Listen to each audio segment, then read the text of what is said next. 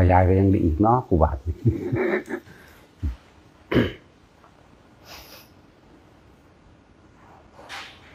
มาสั่งสมเด้อสั่งสมอุปนิสัยให้มันเกิดขึ้นบ่แม่นของง่ายปานใดดิ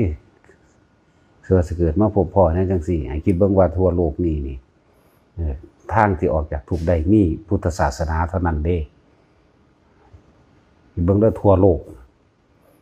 สอนเรื่องออกจากทุกข์ได้สอนเรื่องออกจากความบ่กลับมาเกิดอีกได้มีผู้เดียวมีพระพุทธเจ้าเท่านั้นนะอะไรจังว่ามาสั่งสมเอาเมื่อมันเกิดมาพบมาพอแล้วจะปล่อยมันที่เบิ่งสัตว์ทั้งหลายทั่วโลกนี่เท่าใดเอาปวกแค่นิดเดียวนี่ก็พอแห้งแล้วเนาะเคยคิดอยู่ว่าปวกในโลกนี่มีเท่าใดเคยคิดอยู่ว่ามดแดงมีเท่าใดทั่วโลกปลาชนิดหนึ่งมีเท่าใดเราให้มีเท่าใดอีกเนาะบ่เคยคิดพอหรอกคือมีพุทธศาสนาได้บอกแนวจังสิการเกิดเป็นมนุษย์ยากขนาดใดก็ดีส่วนมากคือว่านั่นแหละพวกเฮาบ่ได้สั่งสมมันก็เลยได้ดวงตาเห็นธรรมบัดเฒ่าทุกข์มากคักๆซะก่อนบ่คือผู้เขาเจ้าสั่งสมได้ดวงตาเห็นธรรมบัดนี้น้อยอยู่เขาเจ้าสั่งสมแบบนั้นแหละคือเฮาสั่งสมอยู่เดี๋ยวนี้นะแต่ว่าเฮาเอาศาสตร์นี่ศาสตร์สุดท้ายโลดเอาบ่ยากดอกเอาแบบบ่ต้องเอาอยากว่าล่ะเอาแบบบ่ต้องอยากดอกรู้อยู่กับลมหายใจเข้าหายใจออกอยู่กับเรือนแห่งใจคือความรู้สึกอันเกิดสัพพัญญะในตัวเองได้นิ่มๆนุ่มๆอยู่กลางหน้าผากนั่นแหละรู้ลมมั่งรู้อาการนิ่มนวลกลางหน้าผากมั่งเฮ็ดอยู่แค่นี้แหละเฮ็ดไปจนตายพุ่นล่ะบัดสิตายมันแล่นฝ่าวขึ้นมาลมหายใจดอกเอาเท่าหน้ามันสิไปใส่ว่าคนที่เฮาสิตายเนี่ยมันต้องกลับมาลมหายใจแหละเป็นผู้บ่ฝึกหัดปฏิบัติหยังก็สร้างความรู้สึกมันเข้ามาหาลมหายใจแต่ว่าความคิดมันไปทางใหม่จักว่าความคิดมันไปหาห่วงพวกนั้นห่วงพวกนี้ห่วงสิ่งห่วงของสร้างลูกไผ่สร้างลูกเขยอย่าปั่นหน้าให้มันอย่าอันนั้นนี่ให้มันความคิดตั้งหายใจสิคือคักเลยนะนั่นแหละไปในเฮาฝึกต้องเฮาเองเอาจนชินเรื่องได้ก็ตายหน้าด้วยหรือจนก็ตายหน้านี่แหละไม่ตายอยากว่าแนวกำลาบเจ้าของอ่ะนะเวลามันทะเยอทะยานอยากมันเครียดพวกนั้นมันบ่ได้ดังใจมันสูญพวกนั้นมันสั่งพวกนี้นั่นนะน้อมเข้ามามึงสิบ่ตายบ่มึงสิโพดแท้ก็ด่าเจ้าของตัวเนาะนั่นแหละถึงจะเอามรณานุสติคู่กันได้กับอุปสมานุสติความตายเตือนให้นึกถึงว่าถ้ายังบ่สิ้นทุกข์ถ้ายังบ่สิ้นความอยากอันนี้มันก็ต้องกลับมาเกิดอีกเพิ่นก็เลยเตือนให้เข้าหาคำว่านิพพานนั่นแหละอุปสมานุสติ เพิ่นเว้ารวบๆไว้ให้ว่าระลึกถึงนิพพานเป็นอารมณ์ซั่นคือพวกเฮาสอนลูกสอนเต้าตั้งแต่เกิดมานะคุ้มให้มันเรียนหนังสืออยากให้มันเป็นตาเจ้าตานายมันมีผู้ใดสอนลูกว่าไปเป็นพระอรหันต์ให้แม่ในเด้อเป็นพระอรหันต์ในพ่อในเด้อหลานบ่มีเนาะเพราะว่าความบ่รู้เห็นบ่ถ้ามันรู้แล้วก็สอนเอาเนี่ยเว้ยมันเฮาบ่ทันเห็นก็สอนโลดจักว่าล่ะสอนโลดมีแต่สอนให้เขาเป็นเจ้าเป็นนายหลายให้เป็นคนรวยเห็นบ่เขาเป็นเศรษฐีจังซั่นจังซี่เห็นบ่เขาเป็นครูเป็นทหารเป็นตำรวจเป็นนั่นเป็นนี่เป็นหยังก็เป็นไปตายนั่นแหละแค่นั้นแหละคิดว่าดีๆโลดสุดท้ายก็ต้องตายคือเก่านั่นแหละจังว่าพวกพ่อแม่เฮาก็บ่รู้ความหวังดีก็เป็นความหวังทั้งโลกถ้าได้เป็นทหารตำรวจก็มีความหวังว่าสิเป็นที่ยกหน้าชูตาเชิดชูตระกูลมีศักดิ์ศรีมีอำนาจหลายๆอย่างก็ใส่ศักดิ์ศรีใส่อำนาจไปข่มเหงคนนี่แหละบาปกรรมเป็นจังซั่น นี่เป็นความจริงที่ทุกคนเคยคิดไว้เบิดนั่นแหละแนวมื้อนี้ อยากให้ลูกเป็นทหารอยากให้ลูกเป็นตำรวจอยากให้เป็นนายพลนายพันพ่อแม่ก็มีหน้ามีตายกสู้ชาติตระกูลเขาว่าเด้เวียนว่ายแต่เกิดบ่รู้เรื่องอันเดิมจังซั่นเนาะจังซั่นได้จังว่าบ่มีผู้ใดสอนให้ลูกเต้าเจ้าของไปเป็นพระอรหันต์เนาะแต่สอนไปแนวจังซั่นแหละจังว่าให้ทุกคนสำนึกความเนียกเข้ามาคนรวยก็ตายคนทุกข์ก็ตายเด้อบ่มีผู้ใดหนีความตายไปได้ความหักเพียงใดก็สร้างตายคือเก่าพ่อแม่หักลูกเพียงใดบางคนก็กอดลูกตายคามือเด้ล่ะเนาะลูกตายก่อนพ่อแม่นะนั่นแหมมันเลือกอยู่ว่าความตายกอดลูกเจ้าของตายคาแขนข้อมกอดก็มีลูกเต้าแล้วหลานบัดนี้นั่งเฝ้าพ่อแม่ตายฆ่าตายนี่ก็มีแน่มันก็เตือนอยู่ในธรรมชาติมันก็เด้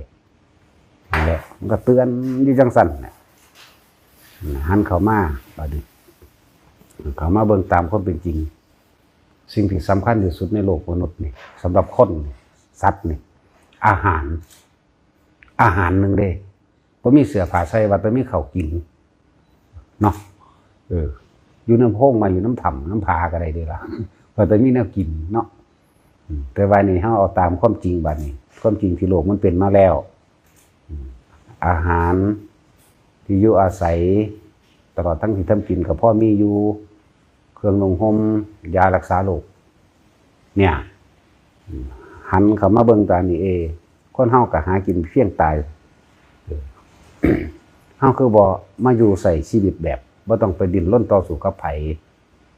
หากินไปน้ำไห้น้ำหน้านั่นแหละมันก็ถอดถอนมันก็บ่คิดถึงความอยากรวยคือหมู่มันบ่ได้คิดถึงบ้านใหญ่หลังโตหรือว่ามีศักดิ์ศรีมียังไปหวือๆวาๆนะนั่นแหละบัดนี้คนที่มันน้อมอยู่ในแนวจังซี่นั่นน่ะความคิดมันบ่ปรุงแต่งไปไกลเด้ความคิดของมันบ่ได้ทะเยอทะยานไปไกลเด้ภพชาติก็คอยรัดสั่นลงมาตัวคนฟังธรรมะดอกว่าจังเข้าใจจังซี่ได้ หาเครื่องอยู่ของเจ้าของเองได้ถ้าได้ฟังธรรมแล้วถ้ามันหันเข้ามาคิดเบิ่งตามความเป็นจริงแล้วมันสิเข้าใจแล้วก็มันก็สิเห็นความจริงแหละความจริงไปตายนั่นแหละมันก็แม่นความเพิ่นไว้ผู้นั้นรวยก็ตายผู้นี้ก็ตายลูกเศรษฐีตายแต่น้อยก็ยังมีนะมันบ่ได้เอาเงินซื้อได้นะเนาะซื้อบ่ให้ตายแล้วก็บ่มีไผอยากตายอีกนะจังว่าหันมาเบิ่งเพิ่นก็แสดงเรื่องสวรรค์มั่งเรื่องนรกมั่งเรื่องนิพพานมั่งเพิ่นก็แสดงไปเรื่อยอยู่เลยล่ะนะแสดงไปเรื่อยๆอยู่ขึ้นชื่อว่ามีความเกิดก็ต้องมีความทุกข์แล้วก็เบิ่งเข้าคักๆสิถ้ากูเกิดไปอีกชาติหน้ากูก็เป็นจังซี่คือเก่านะนี่ก็เบิ่งเอาตัวเนี่ยบัดนี้วิธีเฮ็ดบ่ให้เกิดเพิ่นก็สอนอยู่แหมก็เฮ็ดน้ำเพิ่นซะมันก็แล้วเด้อล่ะเนาะบ่ได้ยากหรอกแต่ถ้าเฮ็ดน้ำเพิ่นแค่รู้อยู่กับลมหายใจเข้าออกอยู่กับจุดอุณหภูมินั่นแหละอยู่แค่นั้นเอาเถอะคนที่ตายในลมหายใจใดบ่มาเกิดอีกก็แล้วกัน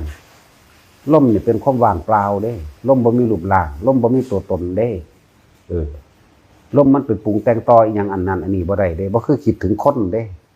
แต่คิดถึงคนเนี่ยโอ้ยมันก็ปรุงแต่งต่อไปหลายแล้วเป็นห่วงจังสั่นเป็นห่วงจังซี่สำหรับคนที่รัก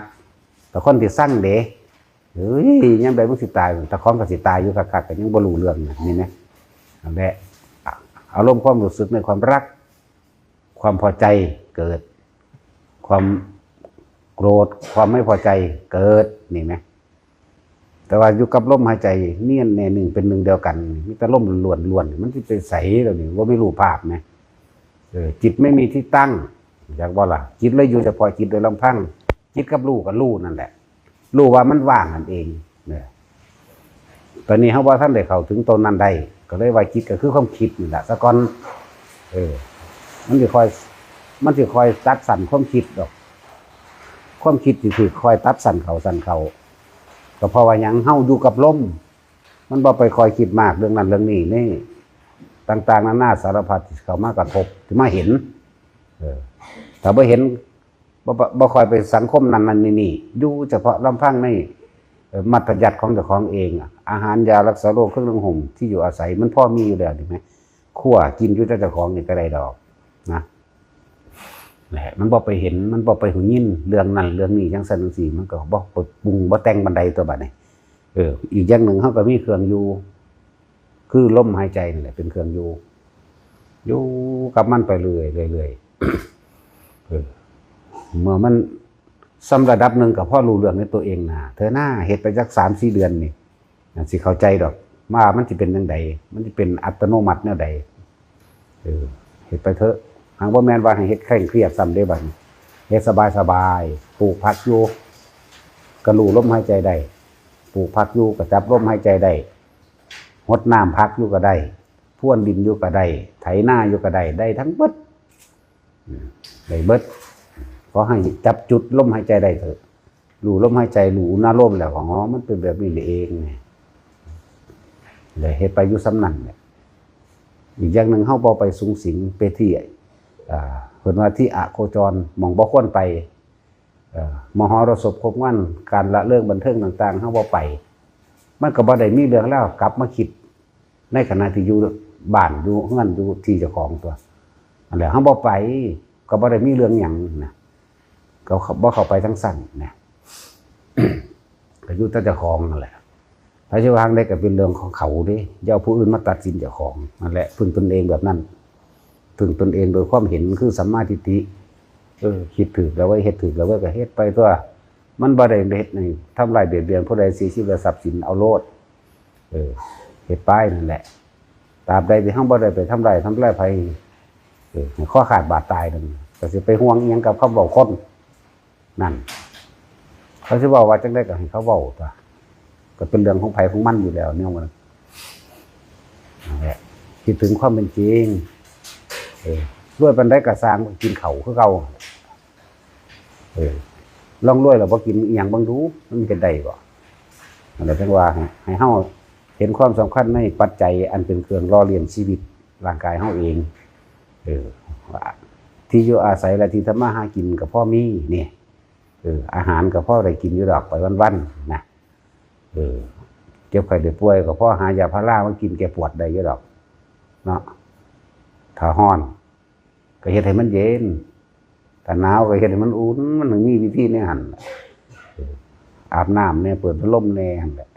ถ้าหนาวก็หาผ้ามาห่มมันซั่นแน่เครื่องอยู่อาศัยก็มีอยู่กับตนเองเลยคิดถึงวัฏสงสารอันยาวไกลเกิดไปซะได้ก็ทุกข์คือเก่าคือเฮาเห็นเฮาเป็นอยู่เดี๋ยวนี้แหละแต่ฮู้ว่ามันไปเกิดแนวใดก็เบิ่งความรู้สึกเจ้าของนั่นแหละเคยสูญเคยโมโหให้ไผบ่นั่นแหละตัวพาไปเกิดตัวอารมณ์ความรู้สึกกันแหละบ่พอใจคนนั้นบ่พอใจคนนี้นั่นแหละเกิดในนรกเป็นแบบนั้นแหละมันไปสร้างภพไว้ก่อนที่ไปนั่นเด้จิตออกจากร่างแป๊บไปเลยไปตามอารมณ์ความรู้สึกนั่นเลยแต่ว่าฮ้อนเก่าๆได้บาดนี่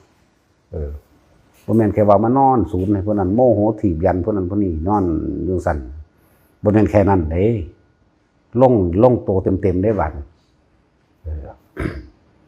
วิญญาณก็คือแปลว่าความรู้สึกบัดนี้คำว่าวิญญาณในกายของเฮามันเป็นคือความรู้สึกเฮาเองที่บ่พอใจโมโหศูนย์แสดงออกทั้งร่างกายก็ให้เห็นอยู่ได้เวลาเฮาโมโหแม่หัวใจเต้นแห้งๆเด้เลือดสูบฉีดขึ้นน้ำร่างกายน้ำหนาน้ำตาหูแดงขึ้นเลยนั่นแหละคำว่าวิญญาณก็เลยวิญญาณผีตอนนั้นทางสั้นวิญญาณโหดวิญญาณลายนั่นแหละความรู้สึกที่บ่พอใจฟึดฟัดนอนบ่หลับกระวนกระวายหอนไปหอนมานั่นแหละถ้ามันตายตอนนั้นปั๊บลงนรกเลยบ่ผ่านสำนักใดบ่ผ่านดอกสำนักพวกพญายมนายยมสะบ่ได้สอบสวนหยังเลยสั้นลงเลยจากว่าล่ะสั้นนั่นแหละคำว่าวิญญาณก็คือความรู้สึกวิญญาณบ่พอใจเป็นแบบนั้นกระวนกระวายมันเป็นหยังมันจังเกิดแบบนั้นได้ก็เพราะว่าความไปจดจำเอาแนวบดีมาคิดมาปรุงมาแต่งความจากให้เป็นเห็นบ่ล่ะคนที่สร้างศูนย์ขึ้น นึกอยู่ผู้เดียวจิตก็คือความคิดนั่นแหละที่มันไปหาบุคคลที่สร้างมโนปรุงแต่งนึกภาพขึ้นไปเป็นแบบนั้นแบบนี้ตีปากมันมีดฟันหัวมันปาดคอมันกูเฉือนมันทีละเล็กทีละน้อยออกเนี่ยจิตมโนวิญญาณความรู้สึกนี่ที่บ่พอใจความโกรธก็คือความรู้สึกที่เจ้าของกำลังเป็นมันนอนหลับอยู่บ่หลับบัดอันแล้วมันก็แสดงออกมาทางกายทั้งบ่นอนหลับหัวใจก็เต้นแห้งเลือดก็สูบฉีดนั่นทั้งสั้นแล้วก็แสดงมาให้เห็นนี่เด้ล่ะทั้งสั้นนี่คือความบ่พอใจอ่อนลงมาสำหรับคนที่โกรธจะฆ่ากันตายอันนี้อ่อนลงมาบัดนี้ความบ่พอใจกับบุคคลที่รักบัดนี้เป็นจังไดห่วงเป็นห่วงย่านเขาบ่มีอยู่มีกินย่านเขาบ่นั่นนี่อย่าลืมว่าขนาดกับบุคคลที่รักก็ยังเลื่อมเข้าไปในความบ่พอใจได้บ่พอใจว่าเขาบ่แม่นเขาเฮ็ดให้ผิดใจแต่ว่าเป็นความบ่พอใจที่เจ้าของว่าอยากให้เขามีฐานะจังซั่นจังซี่คิดนึกไปย่านเขาตีย่านเขาฆ่าย่านเขารังแกย่านเขาข่มเหงมันก็ยังนอนบ่หลับเห็นบ่นั่นแหละวิญญาณเห็นบ่วิญญาณกังวลพวกนี้สักว่าล่ะนี่จังซั่นบ่แม่นตายไปแล้วจังสิเป็นตัวรูปร่างผีไปดอกเอาวิญญาณเป็นดิบๆนี่ให้พวกเจ้าเข้าใจดิบๆที่เจ้าของกำลังเป็นอยู่เดี๋ยวนี้มันต้องเห็นตามจริงปึ๊บไปนรกเลยจังซี่ก็บ่ทันมีผู้ใดไปเห็นนำเห็นมั้ยก็เลยเอานรกดิบซะก่อนตอนที่เจ้าของกำลังกระวนกระวายอยู่นี่มั้ยนั่นแหละเฮาต้องเว้าเรื่องทุกข์ก่อนเด้ถ้าบ่เว้าเรื่องทุกข์ก่อนมันบ่เห็นสาเหตุจักว่าล่ะแต่มันเห็นสาเหตุแล้วมันก็มีวิธีดับของมันตัวสั่นแต่ว่าเรื่องดีจังสิที่พระพุทธเจ้าคนว่าคนตายแล้วส่วนมากไปอบายภูมิมันหลายเท่ากับเม็ดดินในโลกส่วนคนไปสวรรค์เท่ากับเศษดินที่ปลายเล็บว่าสั่นมันแม่นความเพิ่นเด้มันแม่นธรรมดาเด้จริงได้อันนี้เฮาก็ตายมาบ่แห้งแล้วว่าจริงเล็กใดเฮาก็เอาตัวเองยืนยันประกันเป็นพยานให้เพิ่นได้เป็นของจริงนั่นแหละอย่าพยายามบัดนี้อยู่กับตัวเองเด้อวิธีสอนวิธีฝึกวิธีหยังเพิ่นก็บอกไว้ง่ายบ่ต้องเข้ามาวัดก็ได้ถ้ามันยังมีความรักความอะไรอยู่กับลูกเต่าแล้วหลานผัวเมียก็ดีแต่ว่าพยายามจะคิดถึงมันก็เลยเอาลมหายใจมาเป็นเครื่องอยู่กับอุณโลมนั่นเองดูเข้าสั่นเข้าไปคำว่าสั่นเข้าคือความคิดปรุงแต่งถูกตัดถูกลดถูกบั่นทอนลงไปเรื่อยเพราะว่าสติเฮานึกถึงลมปั๊บความคิดก็ว่าลั่งไปดึงปั๊บเข้ามาไปอีกแล้วก็ดึงเข้ามาเฮ็ดไปเฮ็ดมาอยู่หั่นตัวเฮ็ดจากนี้ไปเท่าตายมันจะบ่ได้บ่ว่ามันยากแต่คนบ่เฮ็ดแล้วคิดเอาจะเอาเลยนะคนส่วนมากก็เป็นจังซั่นแต่ว่ารวยนี่ก็จะไปค้นเอากองเงินกองทองมาโหลดบ่คิดว่าสิจะของสิทำความขยันซื่อสัตย์ประหยัดและอดทนดอกแต่ว่าผู้ใดแก่คือใครสิไปเอาเท่านั้นแหละบ่คิดว่าสิลงทุนแถวเองดอกยิ่งธรรมะอันนี้ยิ่งเป็นของเฉพาะตนเลยเด้นั่นแหละบ่มีผู้ใดเฮ็ดให้ไผได้เด้สิ่งของมันยังว่าขอกันได้รักกันได้เด้สิ่งของบ่มีเสื้อผ้าใส่บ่มีข้าวกินขอกันได้รักกันได้แต่ว่าความสงบคือบุญนี่ขอก็บ่ได้รักก็บ่ได้ของไผของมันล้วนๆเลยอย่างสั้นแล้วของมันบ่มีรูปร่างตัวตนแต่ออกจากบ่มีรูปร่างตัวตนแต่ว่าได้ความรู้สึกเข้าใจว่าล่ะได้ความรู้สึกเนี่ย รู้สึกสงบมันเป็นจังไดมันบ่มีก้อนออกมาให้เห็นไหมเนาะแล้วมันก็เลยว่ามันอยู่ในเจ้าของบ่มีรูปร่างลักษณะท่าทางบ่มีตัวตนอีหยังแต่ว่าตัวเองนั่นแหละเป็นผู้รับรู้เองแต่ความสิวไล่หรือลดแห่งธรรมเฮาต่างหากสิเป็นผู้รู้จักในเฮาเองก็เรียกว่าปัจจตังมันก็เป็นของรู้ได้เฉพาะตนเพราะว่ามันเดออกไปให้กันบ่ได้มันจับไปให้ผู้นั้นผู้นี้บ่ได้บ่คือก้อนน้ำแข็งเด้สงบเย็นเอานี่เอาไปเนี่ยมันบ่แม่นแบบนั้นที่สงบเย็นก็เจ้าของรู้ในเจ้าของนั่นแหละ และสิ่งนี้ก็บ่มีผู้ใดเฮ็ดให้ผู้ใดได้เฮ็ดเอาเองเนี่ยเฮ็ดเอาเองเด้อ ตราบใดที่มีความคิดนึกปรุงแต่งในความอยากได้อยากดีอยากมีอยากเป็นอยู่หั่นว่าก็เที่ยวเวียนว่ายไปเกิดอยู่หั่นแหละก็ยังว่าวิธีการเกิดคือการคิดไปเด้อฟังดีๆวิธีของการเกิดของหมู่สัตว์ทั้งหลายที่เขาไปยึดติดกับสิ่งใดสิ่งหนึ่งก็คิดไปหาสิ่งนั้นเมื่อคิดไปหาสิ่งนั้นแล้วนึกจินตนาการไปมโนนึกจินตนาการว่าภาพไปเป็นแบบนั้นเป็นแบบนี้ไปเกิดความรู้สึกพอใจและไม่พอใจนี่ไหมพบไหมพอใจและไม่พอใจนี่แหละพบมันนะถ้าไปทั้งไม่พอใจกับศูนย์นั่นแหละโมโหนั่นแหละกังวลเร่าร้อนโมโหไม่พอใจอันนี้เป็นไปทางอบายภพเบิดแหละแต่ไปทางดีเด้มีความพอใจที่ไปทำบุญมีความพอใจว่าสิไปท่านมังหันไปท่านมังนี้มีความยินดีมีความพอใจอยากสร้างโบสถ์สร้างศาลาสร้างเจดีย์ต่างๆมีความพอใจไปงานบวชนั่นนะตายตอนนั้นก็ยังไปเกิดใช่ไหมกสวรรค์อันนี้ความรู้สึกมันบ่เราหลอดมันบ่กังวลเนี่ยเบาเรื่องวิญญาณเลยเด่นบอกความรู้สึกนั่นแหละบอกเรื่องวิญญาณเลยตอนนี้ความคิดพวกเข้าใจว่าวิญญาณเป็นผีเป็นโตเป็นตนออกมาหลอกคนแบบนั้นแบบนี้บ่แมนเขาบอกเรื่องของเดี๋ยวนี้บอกเรื่องวิญญาณเองทำความเข้าใจกับความว่าวิญญาณเองนั่นแหละความรู้สึกนั่นแหละวิญญาณรับรู้อย่างว่ารู้ในความรู้สึกนะรู้ในความรู้สึกนั่นเลยเอิ้นว่าวิญญาณตาหูจมูกลิ้นกายคนเฮาเวลาเห็นกันหักเลยมีบ่พอใจเลยมีบ่มีขบวนการคิดนี่รวดเร็วขนาดนั้นแหละเห็นบ่ล่ะเร็วขนาดนั้นแหละเห็นปั๊บหักปั๊บโลดก็มีเห็นปั๊บสั่งปั๊บเลยก็มีเนี่ยมันเร็วขนาดนั้นแหละหักปั๊บผ่านขบวนการคิดแล้วเด้บัดนี้คิดต่ออีกก็ยังมีนั่นเห็นปั๊บสั่งปั๊บแล้วก็คิดต่ออีกไปเลยขนาดกระบวนการคิดที่ว่าเห็นปั๊บหักปั๊บสั่งปั๊บเลยนี่บัดนี้คิดต่ออีกมาตรใสวะเป็นไผวะไปแล้วบาทนี่ถามเบิ่งดูหันเด้หันแล้ว เฮาว่าเรื่องวิญญาณเลย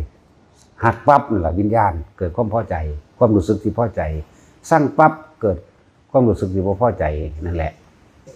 หรือว่าเรื่องวิญญาณหรือวิญญาณตาวิญญาณหูเสียงเอาง่ายๆเอาเพลงขนาดเพลงฝรั่งฟังบ่รู้เรื่องเนาะโอ้คือมวนแท้รวดเด้ได้ไหมมันเร็วขนาดนั้นเด้ความตัวนี้ถ้าถึกเพลงบ่พอใจเด้อุ้ยจะเปิดแมงยังดอกแน่มันเร็วขนาดนั้นเด้วิญญาณตาวิญญาณหูวิญญาณจมูกเหม็นกับบ่พอใจนั่นแหละอุ้ยเหม็นแมงยังดอกเวลาปรุงแต่งต่อได้บัดนี้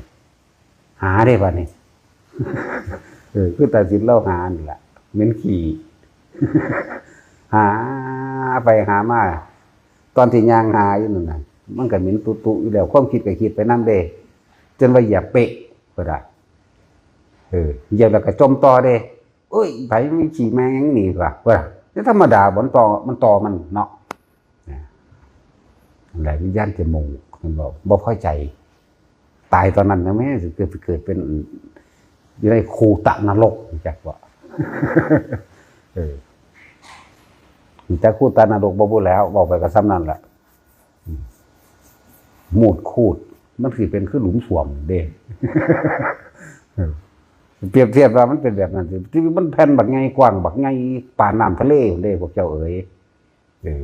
มันเป็นคือน้ำทะเลนี่เด้เพราะเขาก็สิกินแต่หน้าการแบบนั้นแต่ว่าเน่าเหม็นแบบนั้นเน่าเหม็นแบบว่าสัตว์นรกทั้งใดได้หันเต็มยั่วยะอยู่นั่นแหมว่าเดี๋ยวนี้เห็นเดี๋ยวนี้ได้นี่มันบ่ได้บอกเดาๆลอยๆเด้ว่าถ้าเว้าไปมันก็เห็นปับของมันไปหลดเด้จังซั่นแหละเว้าตามเห็นเว้าตามเป็นเว้าตามจริงเลยเป็นแผ่นบักไงแบบน้ำทะเลหนอนเน่านะเฮาสิกินแต่หน้าการว่าหนอนเด้คนได้อยู่ในหั่นร้อยกินคืนกินหัวแตกตายคือมาเป็นใหม่อยู่เพราะตรงนั้นนะนั่นแหละวิญญาณตาวิญญาณหูวิญญาณจมูกวิญญาณลิ้นคือกันแต่ติดใจในรสคนติดใจในรสชาติอาหารกับเพียรพยายามสิหาคน คนมักลาบบางก็คิดหาตะบางล่ะพี่จักว่ามันขมดีเนาะตาสินอำล้ำเลยอยากเด้เนี่ยตายตอนนั้นก็ไปเป็นเปรตเด้ออย่าลืม ตายตอนคิดอยากกินลาบบางอยากกินขัวหนูมื้อนี้ลองเบิ่งตะหน้าถึงสั่นแล้ววิญญาณลิ้นแต่บ่พอใจเด้บ่พอใจเนี่ยมันว่าขนาดใดบางมาเป็นสิ่งที่พอใจแต่ว่าบัดนี้มันมีผู้เฮ็ดอีกผู้หนึ่งเฮ็ดบ่แซ่บบ่ถูกใจรสชาติแต่ของมักนี่จักบ่ล่ะจักเฮ็ดจังไดดอกนั่นนะตายตอนนั้นให้กูนะแม่จังซั่นแล้วนี่ความเร็วเห็นบ่ตาหูจมูกลิ้นวิญญาณกายจังใดก่อนกระทบเอาง่ายๆคือเฮาใส่เสื้อผ้านี่แหละเขาลักเอาหมักหมามุยไปใส่เสื้อผ้าไว้ขั้นนึงก็ศูนย์เลยล่ะต่อเลยเห็นบ่คิดต่อเลยแต่ว่าอันสิเป็นเสื้อผ้าที่มันมีอันใดอันหนึ่งที่เขาไปอยู่ในหั่นแหละเป็นขั้นๆเป็นค่ายๆอย่างเงี้ยเห็นไหมมันก็ปรุงแต่งต่อเด้นี่แหละวิญญาณกายตาหูจมูกลิ้นกายเล่นสรุปว่าวิญญาณใจเป็นยังไงสรุปร่วมคือความรู้สึกนั่นแหละวิญญาณใจเป็นแบบนั้นคือมันร่วมจากตาจากหูจมูกลิ้นกายแล้วมันก็ร่วมมารูปรสกลิ่นเสียงสัมผัสอารมณ์และความรู้สึกนี่จบละบัดนี้เฮ็ดจังได๋เฮาสิดับวิญญาณได้วิธีดับวิญญาณก็ต้องดับจิตนั่นแหละเราต้องบ่คิดอย่างนั้นเองคำว่าดับวิญญาณคือดับความรู้สึกเด้อบ่แม่นดับผีฟังให้ดีๆฟังให้เข้าใจเด้อแนวมื้อนี้เด้อเอาออกจากตนเองเด้อไปก็ดีนั่นแหละให้น้อมเข้ามาใส่ความรู้สึกตัวเองให้เป็นคำว่าวิญญาณใจก็คือรวมแล้วคือความรู้สึกที่พอใจและไม่พอใจนั่นเองนี่สองอย่างปุ๊บพับปุ๊บพับอยู่ตลอดแต่ว่าบัดนี้เฮาสิหาวิธีดับวิญญาณเหตุมันเกิดจากไสเหตุมันเกิดจากความคิดต้องหยุดความคิดให้ได้ก็เลยเอาความคิดนี่มันแนบอยู่กับลมหายใจเพิ่นเลยว่าสติมั่งระลึกมั่งคิดถึงลมมั่งเป็นว่าสติก็เลยสติหรือว่าคิดถึงคิดถึงลมเข้าคิดถึงลมออกคิดถึงลมเข้าคิดถึงลมออกเนี่ยบัดนี้เฮาเอาความรู้สึกอันเป็น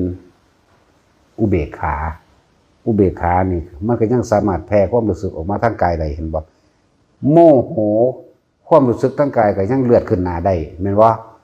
หัวใจก็ยังเต้นสั่นแห้งได้เห็นบ่ดีใจก็คือกันก็หัวใจก็ยังเต้น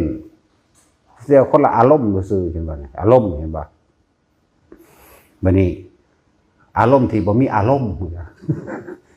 อารมณ์อุเบกขาปราศจากการคิดนึกรู้ในลมหายใจเข้าออกมันสงบมันบ่คิดมันก็ยังแผ่มาทางร่างกายได้โดยการเอาขึ้นมาไว้ตรงกลางหน้าผากนี่เองนั่นแหละความรู้สึกที่บ่มีความรู้สึกหมายถึงว่าพอใจกับบ่มีบ่พอใจกับบ่มีเป็นความรู้สึกที่ว่างๆคืออุเบกขามันก็ยังสามารถออกมาตัวนี้ได้นี่คือวิธีที่เฮาฝึกให้ทุกคนนำไปเฮ็ดนะเพราะว่าเฮาฝึกในเฮาสมาธิมื่นตาเฮาบ่เป็นสมาธิหลับตาการทำงานทางกายเป็นการเลี้ยงชีพการทำงานทางใจเป็นการเลี้ยงใจโดยอาศัยลมหายใจเป็นเครื่องเลี้ยงเป็นอาหารใจอาหารวิญญาณใจให้มันอยู่กับลมเข้าลมออกลมเข้าลมออกไปเรื่อยๆมันก็ค่อยเป็นของมันดอกเป็นไปเรื่อยมันตัดความคิดออกเห็นบ่คิดมั่งบ่คิดมั่งตะกี้คิดนี่บ่ฮู้จักบ่ฮู้เมื่ออะไรได้ไผก็เลยตั้งแต่เท่าตื่นขึ้นจนนอนหลับคิดอยู่ซั่นนอนหลับก็คิดฝันนั่นแหละนอนหลับก็คิดขนาดนั้นแหละถ้านอนหลับฝันไปเลยเป็นมโนไปเลยเห็นบ่เป็นรูปภาพไปเลยเห็นบ่สำเร็จขนาดนั้นเด้วันธรรมดาเด้เป็นรูปภาพไปเลยเป็นเรื่องเป็นเล่าไปเลยแรงสั่นบัดนี้วิธีตัดวงจรมันการคิดนี่แหมลมหายใจนี่นึงเด้ง่ายๆนั่นล่ะฝึกเปลี่ยนความเห็นใหม่แต่ละคนน่ะคำว่าสมาธิบ่ได้แปลว่าต้องนั่งหลับตาต้องนั่งตามท่านั้นท่านี้นั่นมันเป็นวิธีฝึกเพิ่นบอกให้นั่งแบบนั้นแบบนี้เด้อนั่นเป็นวิธีฝึกคู่ขาเข้ามาตั้งกายตรงดำรงสติให้มันนี่บัดนี้ตั้งกายงอๆก็ได้ตัว ตัวสำคัญคือตัวสตินี่คือคิดถึงนี่คิดถึงยังคิดถึงลมบัดเพิ่นเดินจงกรมเพิ่นก็คือบ่ได้อันนั่งคู่ขาเลยล่ะแหม่เดินจับร่มนั่นแหละเอาตัวนี้มันชินชำนาญเลย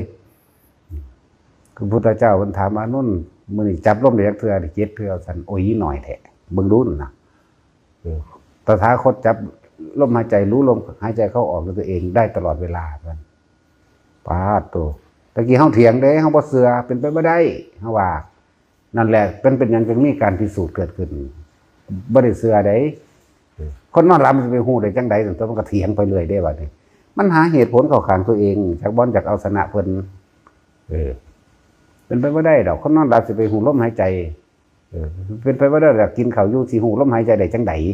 เป็นไปบ่ได้ดอกย่างอยู่แลนอยู่มันสิไปฮู้ได้จังได๋เนี่ยมันมีเวลาไปนั่งปานนั้นดอกพุ่นน่ะความเข้าใจมันยังเข้าใจว่าไปนั่งพุ่นเด้บ่แม่นติเฮ็ดไปเฮ็ดมาโอ้ยนั่นแหละฝึกไปซะก่อนอะไรจึงบอกว่าเฮาบ่ได้เชื่ออีหยังง่ายๆบ่เชื่อเด้ห่างบวชเนาะเพราะหยังก็พิสูจน์แล้วบ่เคยเห็นจริงบ่แม่นเชื่อเด้นี่บัดนี้จริงเด้บัดนี้จักว่าล่ะนั่นแหละมันบ่แม่นแค่ความเชื่อแต่ว่ามันเป็นความจริงเฮ็ดดูเข้าตั้งใจใส่คักๆกันนะว่าเพิ่นคือว่าอาทิตย์นึงได้เอาอยู่หั่นแล้วเฮ็ดได้3 มื้อต่อเนื่องกันล่มคำว่าล่มคือเผลอไปคิดนิดหน่อยบ่ได้เอาอีกว่าน่ะอยู่ธรรมดาบ่เผลอไปคิดก็เกิดอารมณ์พร้อมตั้งใหม่นับ1ใหม่นับไปนับมาเนาะมันบ่แม่นธรรมดาเด้มันเป็น2 ปี 3 ปีพุ่นเด้อันที่จนว่ามันต่อเนื่องกันได้7 มื้อแล้วบัดนี้ความเพียรมันกล้ามันเป็นของมันเอาเองเด้บัดนี้มันเกิดกำลังของมันเอาเองมันเกิดความดึงดูดดื่มดำเข้าไปของมันเองบ่ออกเลยบัดนี้อยู่ตะกับลมได้16 มื้อบ่แม่นอยู่ท่าสบายคือพวกเจ้าเด้อบ่มานั่งมีแนวมุ้งแนวบังมีพัดลมเปิดให้มีไฟส่องให้เห็นเด้หน้าผาเลยเด้อันนี้จังซั่นแล้วต่อเนื่องของนั้นเลยบ่แม่นบ่เห็นหยังเด้บัดนี้เห็นเบิดทุกอย่างอีกต่างหากเด้แต่ว่าบ่คิดบ่นึกไปตามสิ่งที่เห็นมันบ่ว่าแต่เห็นธรรมดาเลยเบิดในหั่นล่ะในครบรสนั่นแหละทั้งเห็นทั้งกลิ่นทั้งรูปรสกลิ่นเสียงสัมผัสอหยังมีเบิดในหั่นแหละแต่ว่าบ่คิดบ่นึกออกเห็นบ่ความเพียรมันกล้ามันอยู่ในลมอย่างเดียวเลยมันทั้งที่มันเห็นอยู่นี่เนาะแต่ฝนตกจากฟ้าห้องจากยังมีเบิดได้เปรี้ยงป้างลงมาพัวลงมาข้างๆเฮานี่แหละฟ้าผ่านั่นน่ะพัวลงมาสะเก็ดหินฟงใส่ฮอดเฮาเด้เฮาบ่ออกไปคิดมันธรรมดาเด้บ่คิดเลยพุ่นน่ะแต่ว่ารู้อยู่ทุกอย่าง บางทีก็ภาพนรกต่างๆรึบไปเฮาเบิ่งเป็นคือทะเลนี่เด้แดงฉานมันคือหมาเน่าถูกเจาะไหมอันภาพคือคนไหมคนตกในหันไหมคนที่เงยะในหันไหมมันก็เห็นอยู่ซื่อๆได้แล้วก็เป็นภาพนั่งฟ้านั่งสวรรค์นั่นนี่สารพัดก็คิดเบิ่งแล้วมันนั่งก็ซ้ำเดียวสิมันคิดบ่ออกเลยมันหลายจนว่าโอ้ยจะมีเบามาอย่างใครตัวมันเบาได้อยู่เดียวนี้มันเบาขึ้นหลังเลยจังเบาได้มันหลายขนาดนั้นเด้อเบิดทุกอย่างในภพในภูมิในยังก็แล้วแต่เถอะเป็นดังนั้นล่ะแต่มันบ่คิดออกเฮ็ดได้วันนั้นแหละบายออกมันก็ออกเอาเองเศร้าเอาเองได้16 มื้อซ้ำนั่นแหละบ่แม่นน้อยเด้ที่ว่ามานี่บ่แม่นนั่งทีเดียวเป็นเด้ล่มแล้วล่มอีกเข้าใจบ่ล่ะก็ว่าล่มแล้วล่มอีกนี่เผลอไปคิดแล้วก็เกิดอารมณ์อ้าวไปแล้วเนาะเอาใหม่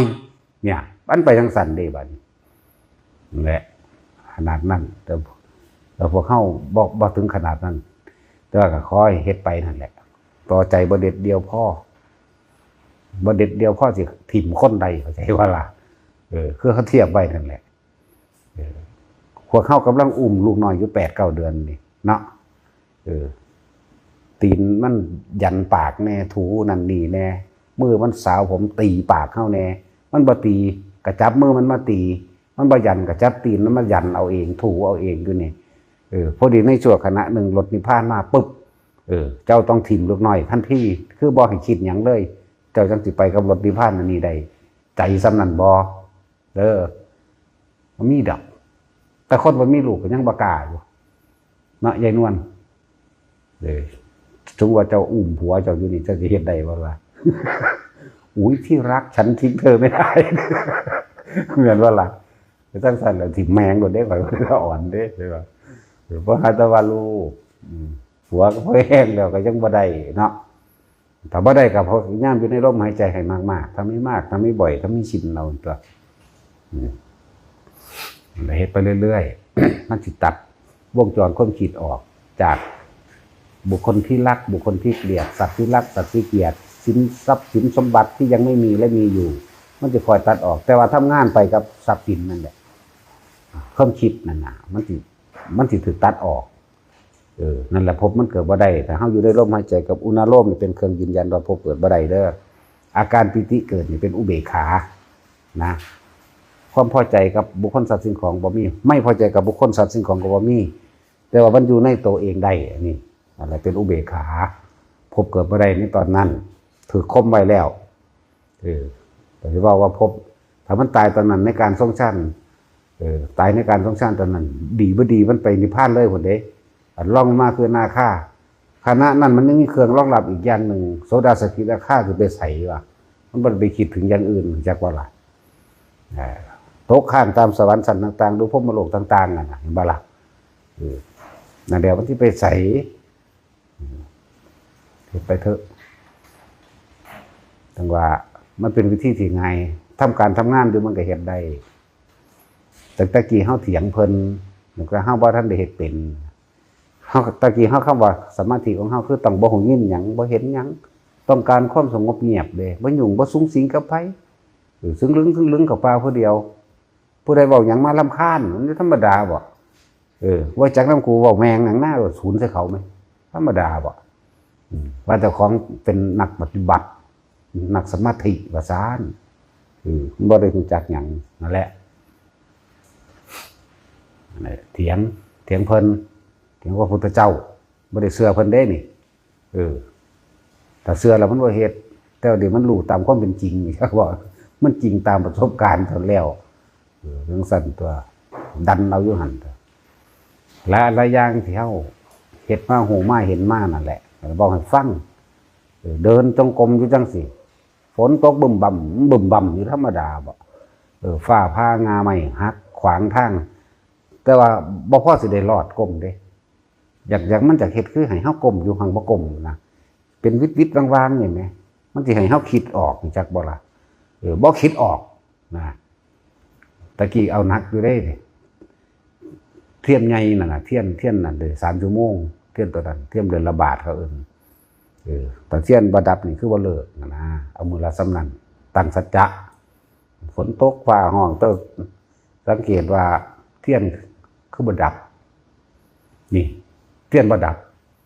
ฝนตกลมเทียนมันต้องดับไหมของจริงมันไหมเนาะบ่ดับเห็นบ่ล่ะอ้าวอยู่หั่นแล้วเทียนก็บ่ดับเป็นได้แม่มันเบิดคืนมาโลด ธรรมดาบ่มันแปลกประหลาดว่าซั่นมันบ่ได้ดับเด้เบิดมือเบิดคืนมาโลดถึงสั่นจนแจ้งก็มีเทียนหมอดลงจังมันหมอดไปยามใดแล้วแต่เบิ่งจิตตะเว้นขึ้นล่ะอ้าวมันแนวใดวะแต่บ่คิดอยากบ่คิดเด้ไปเลยถึงสั่นบ่คิดต่อไปเลยมีหยังเฮ็ดไปเลยตามประจำวันมาโหลดนะขนาดนั้นแหละมีฝึกตัวเองเฮามาคิดมาเว้าที่หลังได้นี่เรื่องว่าพุ่นจะว่าฮอดเที่ยงฮอดบ่ายไปแล้วจังไม่คิดว่าถ้าว่าฝนตกมันคือบ่เปียกแต่ว่างาไม้ต้นนั้นถือฟ้าหักลงนี่ก็คือบ่มีนะมันบ่แม่นแค่เหตุการณ์เดียวได้นี่บางที่ผีเปรตก็มีเด้จักว่าบางมื้องาที่แรกมันดังปัวปะทั้งหลังเฮาล่ะตกใจก็เหลียวเบิ่งอยู่ดิหันฟับไปเบิ่งทันทีมันเอาขามันเกาะห้อยลงว่านะห้อยลงมาแล้วมันก็เอ็นโตน่ะนะเอ็นนักก็เหลียวเบิ่งอยู่รีบกับพอลมหายใจปั๊บทันทีเลยนึกคิดนิดหน่อยเห็นบอกว่าท่านเลยพ่อเลยกล้ากลัวยังดอกพอคิดปั๊บเข้ามาแล้วก็เดินปกติ จักหัวจักหยังแล้วมันหัวหล่อเฮาก็หัวงิ้นอยู่แต่บ่คิดเนี่ยบ่ล่ะบางทีก็หวีดเด้หวีดเสียงแหลมแหลมหวีดกรีดกรีดอยู่นั่นแหละจังซี่อย่าคิดแต่คิดแต่ย่านแน่เลยบอกว่าถ้าเฮาอยู่ในลมหายใจใดมันยังเกิดขึ้นกระซางจึงบอกแต่ละคนไว้สั้นๆเกิดยังขึ้นกระซางเด้อพวกเจ้าอยู่ในลมหายใจเด้ออย่าออกมาคิดเด้อแต่คิดมันสิกล้าและกลัวสองอย่างจะเกิดขึ้นกล้าก็เพราะว่ากลัวนั่นแหละจึงกล้าอย่างว่าล่ะย่านได้คนเฮามันยังกล้ามันบ่มีทางไปมันเลยสู้อย่างว่าคือหลังพิงฟ้านั่นแหละเป็นสั่นบ่คิดหลายอย่างแต่ของว่ามันไปหากระเห็ดเนาะเห็ดมันตะโดนคักเหรอเป็นล้านเทื่อหรอมั้ยนั่นแหละพอเฮาก็ฝึกเอา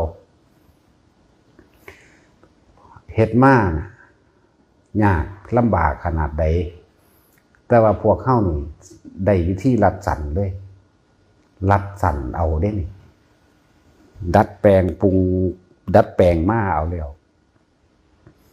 ดัดแปลงมาให้แล้วหาวิธีว่าเฮ็ดจังได๋สิสั่นที่สุดเลยเฮ็ดสมาธิลืมตาโดยการเหลือบตาเบิ่งปลายจมูกเจ้าของเองเป็นเทคนิคการหลอกจักบ่ล่ะหลอกให้ความรู้สึกมันขึ้นมากลางหน้าผากแค่รูลมเข้ารูลมออกรูลมเข้าลมออกอาการปิติเกิดปึ๊บเนี่ยจับจุดได้ก็เลยแค่ว่าเบิ่งลมหายใจกับอุณโลมเท่านั้นแหละพ่อเฮ็ดได้เบิดทุกท่าอีกยืนเดินนอนนั่งได้ตลอดเลยถ้าออกไปคิดนั่นไว้พวกเจ้าก็วุ่นวายอย่างนั้นแล้ว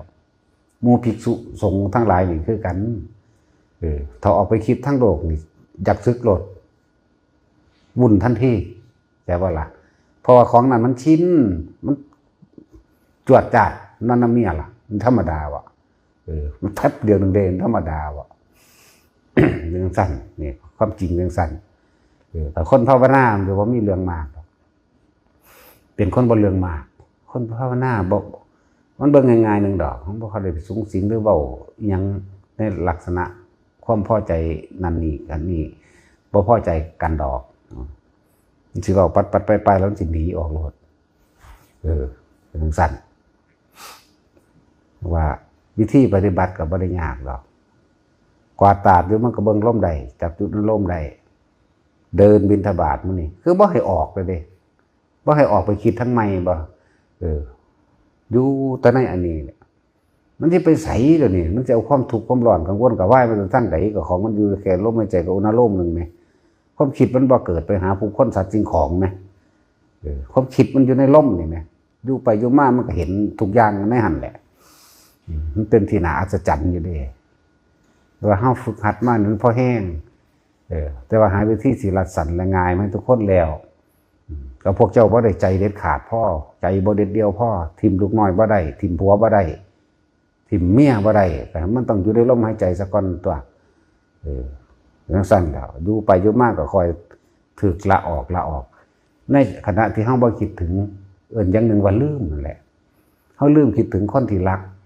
นั่นแหละมันละแบบนั้นมันละเอาเองดอกบ่ได้ไปตัดมันดับกิเลสนั่นนะคิดเบิ่งดีๆโลดคือจังเฮาตอนเฮานอนหลับนั่นแหละเนาะตอนนั้นเราไม่คิดถึงไผอยู่บ่วะเหมือนซั่นแล้ว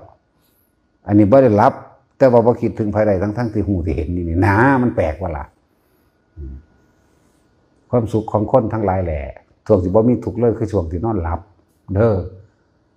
แม่นสิฝันก็สร้างหลังจากตื่นขึ้นมาแล้วเอาฝันมาคิดใหม่ยังทุกข์ได้นานเกิดจากหยังล่ะทุกข์และสุขพร้อมเกิดจากคิดเกิดจากความคิดเด้อตอนนอนหลับมันบ่หัวดอกฝันก็ฝันไปตื่นมาขึ้นจังมาคิดนึกเอาที่หลังเด้จังมาพยายามจำภาพเนาะแต่ฝันดีก็ว่าเด้ฝันดีกับฝันดีกิเลสอะเข้าข้างกิเลสนั่นแหละมันมีหยังดอกฝันว่าได้เงินได้ทองซั่นฝันดีจังซั่นแล้วฝันร้ายฝันว่าผีไล่ฝันว่าหมาไล่ฝันว่าจังซั่นจังซี่นะโอ้ยซวยละกูก็ว่าเด้นั่นเห็นหรอเป็นสุขเป็นทุกข์ขึ้นมาล่ะยังดาภาพเป็น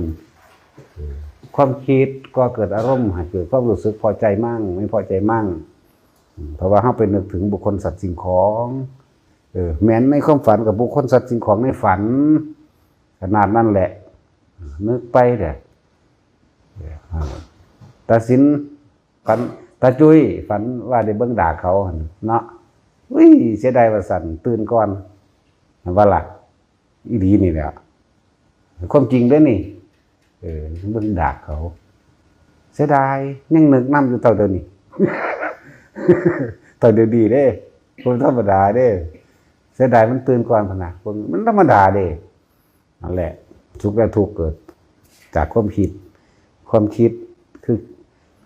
จิตคือความคิดมโนคือภาพจินตนาการนะวิญญาณคือความรู้สึกเด้อวันนี้เฮาฮู้ว่ามันเกิดขึ้นจากจิตเกิดขึ้นจากคิดเฮาก็ละตรงที่ความคิดแต่ว่าละเอาความคิดละเอากูสิเศร้าคิดบ่ได้มันเริ่มคิดแต่ว่ากูสิเศร้าคิดคือจักว่ามันเป็นแต่พระแห่งแบบทีนี้ก็เลยว่า หลอกมันมาอยู่ในลมหายใจหลอกความคิดสติกะแมนนึกกะแมนเขามาอยู่ลมหายใจดูเขาเวลาใดเฮาบ่ไปคิดถึงสิ่งใดสิ่งหนึ่งสุขกับทุกข์มันเกิดบ่ได้นี่แหมสุขกับทุกข์เกิดบ่ได้เด้แต่เฮาบ่ไปคิดถึงบุคคลสัตว์สิ่งของอันคิดก็คิดอดีตเบิดนั่นแหละอดีตแล้วก็เป็นอนาคตอดีตกับอนาคตมันเป็นเดียวกันอันเดียวกันเด้อแต่ผู้ใดคิดถึงอดีตอนาคตเกิดตรงใดเกิดตรงอารมณ์ของเจ้านั่นแหละตายปั๊บไปละบัดนี้ร่างกายบ่ได้รู้เรื่องดอกตายเน่าเผาถิ่มเบิดอยู่นี่บ่มีค่าจักน้อยในร่างกายนี่หรือผู้ใดไปเฮ็ดศีลแห้งอยู่บ่เอาว่าอย่านวล ศีลแห้งกินบ่เฮาบ่มีได้ล่ะมันบ่ได้มีค่าสำไก่เด้อราคานี่อันคนนี่เด้อเนื้อหนังมังสาคนบ่ได้มีค่าสำไก่ตายแล้วเด้งไก่ยังว่าเอาไปหาต้มกินได้อยู่ดิเนาะ หรือตาสินสิกิน หรือเฮาขาตาตุยตากแห้งไว้กับปีกกี้บ่จังซั่นแหล้วบ่มีค่าอีหยังเลยว่าซะมันมีชีวิตเป็นอยู่นี่ก็ใส่มันตัวใส่มันมีค่ากับเฮาเองบัดนี้ลมหายใจใส่มันอยู่กับลมหายใจอาศัยมันเป็นบันไดก้าวย่างเหยียบเข้าไปสุดท้ายเฮาก็ต้องถิ่มมันเนาะนั่นแหละให้ทุกคนนั่นน่ะนึกถึงว่าความตายนี่มันต้องมีสักวันหนึ่งเห็นบ่ล่ะแล้วเฮาสิประมาทอีหยังกับการดิ้นรนทะเยอทะยานหาใส่มันไปในทำบาปร่างกายจริงๆมันบ่ได้ฮู้จักบาปฮู้จักบุญนำเฮาเด้อมันเป็นกลางๆของมันเด้อบ่จักบาปจักบุญเด้ความคิดพี่เด้จิตใจพี่เด้ความรู้สึกพี่เด้ตัวบาปตัวบุญตัวใดพอใจบ่พอใจก็ดีนะหมายถึงว่าพยายามใส่มันถ้ามันยังมีอยู่หลังจากตายแล้วเห็นหยังบ่ได้เด้อถ้าสิได้เนี่ยก็ต้องได้ตอนเป็นมนุษย์แม้นเฮาสิเคยได้ยินได้ฟังอยู่ว่าเทวดาบรรลุธรรมเท่านั้นเท่านี้แบบนั้นนี่เขาได้ตอนเป็นมนุษย์เขาสั่งสมทั้งใจไว้แล้วสั่งสมไว้ในจิตตัวนี้ไว้แล้วถ้าพวกบ่สั่งสมไปเว้าในตอนที่เป็นอยู่หั่นเทวดานอกศาสนาหมายถึงเทวดาที่บ่ได้ยินฟังธรรมของพระพุทธเจ้าตายปึ๊บเข้าไปเป็นเทวดาเขาอาจจะดีใจในการได้ซอยเหลือคนจังซั่นจังซี่ไปเกิดเป็นเทวดาไปแล้วเขาก็มีวิมานมีนางฟ้าสวรรค์700 800จังซี่เฮาไปเว้าเรื่องอนิจจังทุกขังอนัตตาเขาฟังเขาบ่ฟังเด้เขาก็เมาในการเสพกามนั่นแหละเองเด้บ่ได้ฟังเด้แต่ว่าเทวดาที่เป็นที่ได้ยินฟังธรรมของพระพุทธเจ้าบัดนี้แล้วก็เคยเกิดผ่านในพุทธศาสนาแล้วก็เคยได้ยินได้ฟังอยู่จังซี่ไปเกิดสั้นเดียวกันมีนางฟ้านางสวรรค์เสมอกันแต่ว่ามีภิกษุเข้าไปแสดงธรรมปุ๊บนี่ระลึกว่าพับทันทีเด้นั่นแหละได้เนาะได้ก็ดี บรรลุโสดาสกิทาคาได้เพราะว่าเขาสร้างสมไว้ตอนนี้เด้อเป็นแบบนี้เทวดาทั้งหลายก็ดีเขามาสร้างสมไว้ตอนเป็นคนนี่มันก็มาจากคนนั้นมันมาจากไสตัวเป็นสั้น เดี๋ยวความต่างประเภทจิตพรหมก็คือกันบัดนี้แต่เทวดาคือกันนั่นแหละแต่ว่าตายโดย การเป็นผู้มีอารมณ์อันเป็นหนึ่งพรหมตายแบบคนทรงชาติพวกเขาทรงชาติตายแต่ว่าบ่เคยได้ยินฟังธรรมของพระพุทธเจ้าพวกใดชาติตายนี่คืออาราลดาบทอุตกดาบทจังซี่ไปตายพรหมโลกนั้นนี่ก็ว่าไปสิไปเว้าเรื่องอนิจจังทุกขังอนัตตาเขาฟังเขาบ่เข้าใจเด้เขาบ่สนเด้อายุเขายืนเขาบ่เห็นอนิจจังเขาบ่เห็นความเปลี่ยนแปลงว่าตอนเป็นมนุษย์นั่นนะเวลาเขาบำเพ็ญเพียรเขาสิถือเอาความสงบที่เป็นอัตตาความสงบที่เป็นโตเป็นตนอยู่คือพอถ้าเขาสมาธิปั๊บนี่เขาจะหมายเอาความสงบแบบบ่อยากได้ยินได้ฟังบ่อยากรู้เรื่องไผบ่สูงสิงกับไผกูจะเงียบปั๊บไปเลยนั่นแหละก็เลยบ่รู้เรื่องแต่ว่าของเฮาบ่ได้เอาสงบแบบนั้นเฮาสงบด้วยปัญญาสงบด้วยการรู้แจ้งเห็นจริงตามความจริงว่าสิ่งทั้งหลายทั้งปวงไม่เที่ยงต่างหากเห็นโดยปัญญารอบรู้ในกองสังขารสิ่งทั้งหลายทั้งปวงเป็นแค่เครื่องปรุงแต่งขึ้นทั้งเบิดบ่ว่ากายสังขารคนบ่ว่าจิตตสังขารความคิดเนี่ยมีแต่เหตุปัจจัยปรุงแต่งทั้งนั้นเลยเฮาสงบเพราะว่าการเห็นตามความเป็นจริงต่างหากเลยเฮาบ่ได้เอาสงบแบบบ่รู้เรื่องหยังบ่เห็นหยังบ่ยินหยังบ่แม่นแบบนั้นเด้ตะกี้เฮาก็มักแบบนั้นคือกันเด้เฝ้าเข้าป่าโลดเด้เป็นจังซั่นบัดนี้มันบ่ได้ใส่ปัญญาหยังบ่เลยบ่รู้จักหยังเขามาว่าให้บักบ้าศูนย์พึ่งขึ้นทันทีเลยนั่นเห็นบ่มันบ่ทันสังขารความคิดปรุงแต่งตัวนี้มันบ่ทันแล้วก็เอานรกให้เขาศูนย์ให้เขาเอานรกให้เขาแต่ของกำลังลงนรกตอนนั้นมันบ่ได้รู้เรื่องเลยมันตายตอนนั้นมึงลงแน่นอนคือกันนั่นแหละก็เลยจังซั่นก็จังซั่นจะให้เอาสงบจากการเห็นตามความเป็นจริงว่าสิ่งใดสิ่งหนึ่งเกิดธรรมดาเนี่ยมันก็แค่ว่าสิ่งนี้เกิดเพราะว่ามีเหตุมีปัจจัยปรุงแต่งมันเกิดเนาะมันก็ต้องดับไปธรรมดาแต่ว่าเฮาบ่เข้าไปยึดในสิ่งที่เกิดและดับนี่แหมเรียกว่าเอานี่แหละร่มเด้ออุณาร่มเด้อเป็นเครื่องรู้เครื่องหล่อเครื่องเห็นแล้วก็การปฏิบัติแบบนี้นะทำการทำงานอยู่กับเหตุใดนะสังสมไปเรื่อยตัวสังสมไปเรื่อยเพราะว่าพวกเจ้าบ่ใจพ่อบ่กล้าถิ่มลูกน้อยอุ้มลูกน้อยนี่ไปสิถิ่มได้เนาะเด้อเพราะว่าเฮานั่งอยู่บริเวณนึงโล่งๆว่างๆไฟใหม่มาทางหลังพูดละประมาณกิโลนึงตัวหูมก็นำจระเข้ก็มีบัดนี้เสือก็มีเสือเหลืองเสือโคร่งเสือดาวงูใหญ่อ้อมเฮาอยู่นี่นู้นเนี่ยนี่แต่เจ้าของอุ้มลูกน้อยอยู่นี่พอตลอดที่ผ่านมาปุ๊บพวกเจ้าต้องบ่มีเวลาคิดเด้บ่จังสิไปได้ต้องทิ่มจักบ่ล่ะใจบ่เด็ดเดียวปานนั้นเนาะเปรียบเทียบก็มันค่าคิดอยู่หันสิไปได้บ่ต้องบ่คิดแล้วก็หิแมวก่อนจังนี่ถ้าขนาดวัดแล้วแต่หิแมวก็ยังคิดอยู่นี่ก็บอกทางปั๊บทันทีเลยไปเลยแต่เฮ็ดบ่ได้ก็เกิดน้ำกันไปเกิดเป็นไก่เป็นหมูเป็นหมาน้ำกันเกี่ยวกันขาข้อปาดข้อกันกินอยู่เพราะฉะนั้นแหละมันธรรมดาเด้ไก่ห้องออกอย่าเห็ดแม่ก็มีเด้สิบอกให้เด้อยาเด้นี่ก็มีเด้ปูเด้นี่ลุงเด้นี่ก็มีเด้ธรรมดาบ่ปาดข้อไก่กินกันนึงคนบ่รู้เรื่องยังเราถอนคนทวนแล้วโอ้เสือว่าสิตายเด้เนาะปาดดิบๆไหมมันบ่ตัดสินจักโปเจ้าที่ใดอยู่บ่แต่ว่าปาดอยู่แม่นบ่เรื่องแต่ศูนย์ให้มันเนาะจับหัวฟาดใส่อันขอนไม้ไว้แม่นบ่จังซั่นแหละมันไม่ธรรมดาเด้ค่ะพ่อแม่ปู่ย่าตายายของกินเด้เนาะ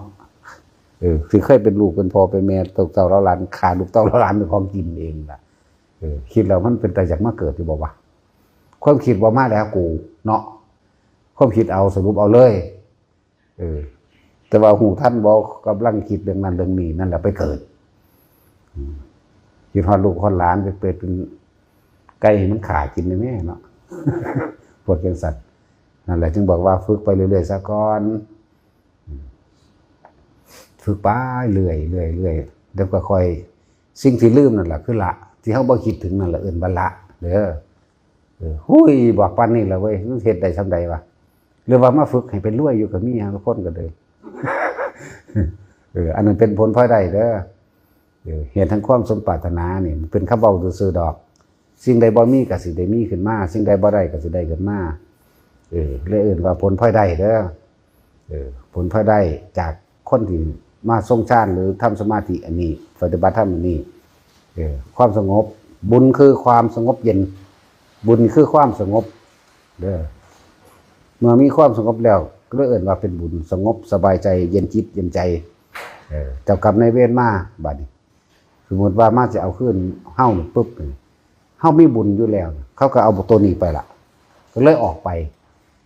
จากตัวได้ล้านก็ค่อยลดหน่อยถอยลงลดหน่อยถอยลงเหลือลอยเหลือหน่อยลงหน่อยลงตัวบัดนี้มันบ่มีเครื่องต่อต้านบ่มีผู้ขวางความเจริญในโภคสมบัติอยากว่าล่ะความเจริญในโภคสมบัติสมควรที่ใดนี่มันบ่มีขวางแล้วก็ค่อยได้มาแม้โรคภัยไข้เจ็บทุเลาเบาบางออกว่าเชื้อโรคในกายของเฮาจังซี่มันก็ค่อยทุเลาเบาบางออกมันก็ยินอยู่บอกว่าขันธ์5คือกรรมเก่ามันมารับกรรมเก่ามันน่ะอันนี้ถ้าบ่อยากรับกรรมเก่าก็จะมาเกิดตัวเนาะจังซั่นแหละโรคภัยไข้เจ็บก็ถอยทุเลาเบาบางมันทยอยออกนั่นแหละ นี่เอิ้นว่าผลพลอยได้จากการทำสมาธิผลพลอยได้จากการทรงฌาน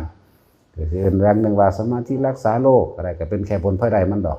จุดหมายของเฮาคือบ่มาเกิดแต่ความเฮาได้อาศัยมันอยู่บางที่มันก็พาเจ็บพาปวดพาป่วยแต่คนถ้าทำสมาธิอันนี้มันก็บ่ค่อยเจ็บค่อยป่วยปานใดดอกถึงสั่นฝึกไปเถอะเวลาเจ็บป่วยจริงๆมันบ่มีแนวนึกถึงบ่มีผู้ใดซอยหยังไผใดดอกมันสินึกถึงสิ่งที่เฮาเฮ็ดเองดอกแต่คนที่คิดอยู่แล้วมันบ่ได้คิดยากดอกวัดประมาณนี้โลดทุกอย่างเฮาทดสอบทดลองมาเพื่อจะเอานำมาเว้าให้ฟังว่าคือใส่ทิ้งแตกล่ะมันว่ามันใส่ทิ้งแล้วมันอักเสบหรือว่ามันอีหยังแล้วล่ะมันเป็นกระดัน ใส่เป็นกระดันนั่นแหละเจ็บแบบนี้เข้าแบบนี้ส่งแบบนี้สั้น2สั้น3แบบนี้คู่บางนี่มันห่อนบางตายตัวนี้ก็เข้าแมงซีเลยพุ่นแล้วตัดออกบ่มีการรับรู้หยังอีกเนี่ยก็ถอนออกมาปุ๊บเนี่ยส่งไว้แช่ไว้นะขนาดนั้นแหละตายแหลกมาเด้อันมาเว้าอยู่เดี๋ยวนี้ว่าเดี๋ยวมาเว้าลอยๆกับไผเด้มาแล้วเอาแม่ไปแตกลงมึงเด้อไปก็เลยมันบ่แตกก็หาแนวเข็มเข้าไปจิ้มมันแตกเอาก็ได้สิกล้าบ่เนาะ14-15 มื้อ15 มื้อเนาะจังได้พา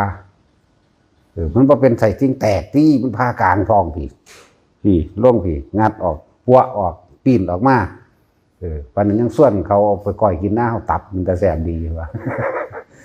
เป็นเรื่องตลกไปเลยเด้